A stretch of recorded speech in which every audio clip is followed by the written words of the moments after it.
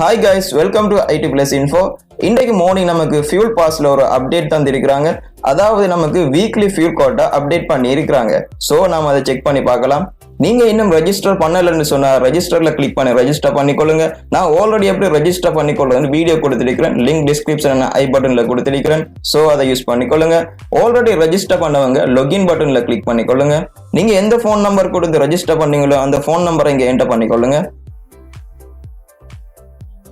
இப்போ send OTP இதுல click பண்ணிக்கொள்ளலாம். இப்போ உங்களோட மொபைலுக்கு ரிசீவ் ஆன ஓடிபியை இங்க என்டர் பண்ணிக்கொள்ளலாம். லொகின்ல கிளிக் பண்ணிக்கொள்ளுங்க.